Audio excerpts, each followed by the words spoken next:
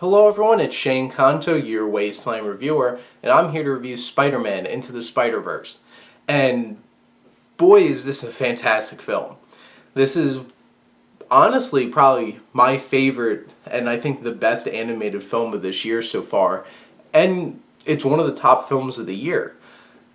That's probably going to surprise a lot of people hearing critics and audiences saying that, seeing as it's like this is an animated Spider-Man film from Sony Animation.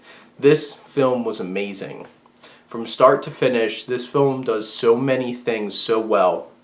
And I'm going to start off by saying I'm hard-pressed to find true negatives that stick out to me. Because, like, some of the otherworld Spider-Man, like Spider-Man Noir, or like Spider-Ham and stuff like that, they're there. They're not really the focal points. They don't get a whole lot to do, and could they have just been added for more gimmicky nature of the film?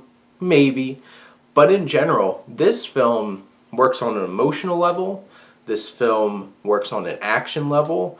It works on a comic book level, an animation level, and it all comes together. Character level, it works so well, everything together. There's 3 directors on this film, all working together, and they're able to create this one fully realized film. And I want to start by talking about the animation.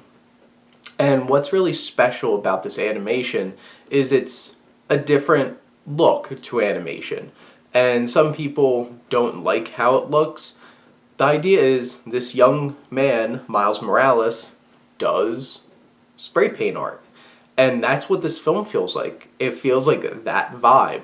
And there's particular sequences in the film that feel like popping out right out of a comic book, spray painted. And I feel like since the animation works so well on that level, building off of the characters in this film, it's so inspired and it's such a great choice for the film. And that works really well.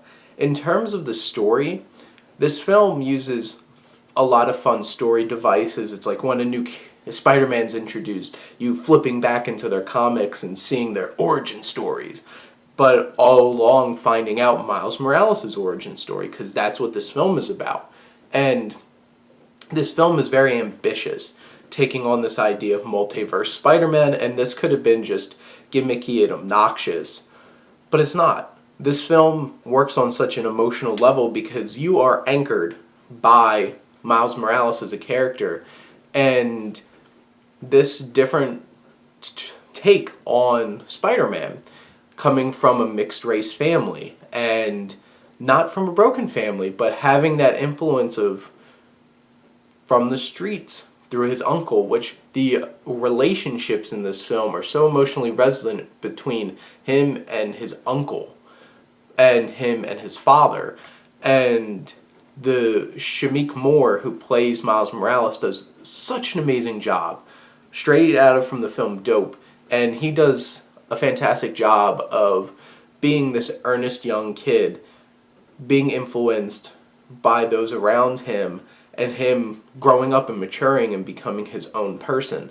And Mahershala Ali as his uncle is fantastic. And Brian Tyree Henry, who plays his father, is great. And then dealing with all these other Spider-Man. And the big anchor, along with him, is this older, like 40-something-year-old Spider-Man from another dimension, played by Jake Johnson. And his story is tragic and so relatable.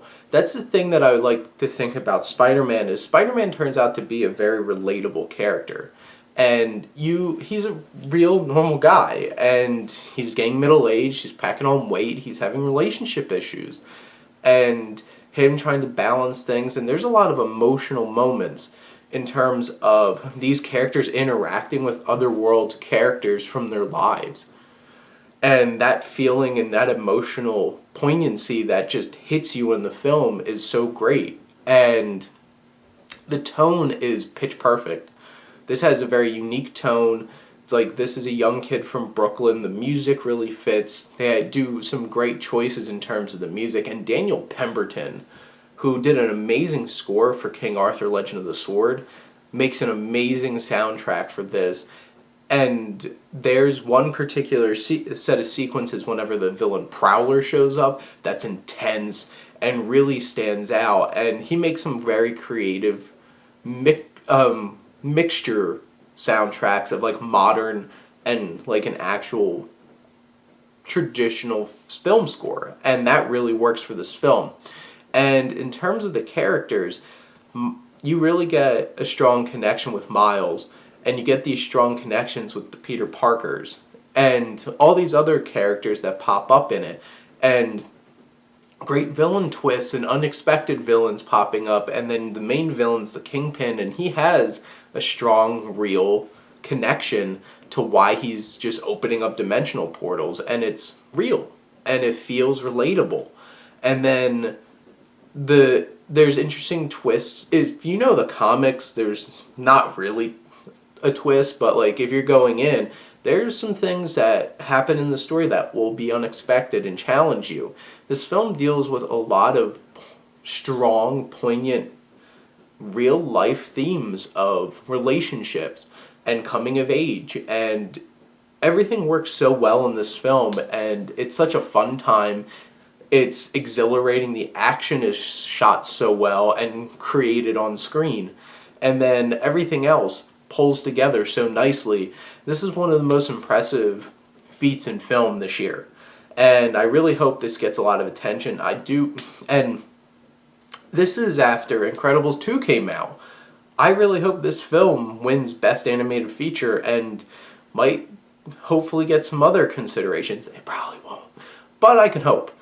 I really love this film. I recommend this for everybody. Doesn't matter if you're into comic books. This really works for everybody. And if you really are into the comic books, the amount of Easter eggs in this film are ridiculous. Ridiculous.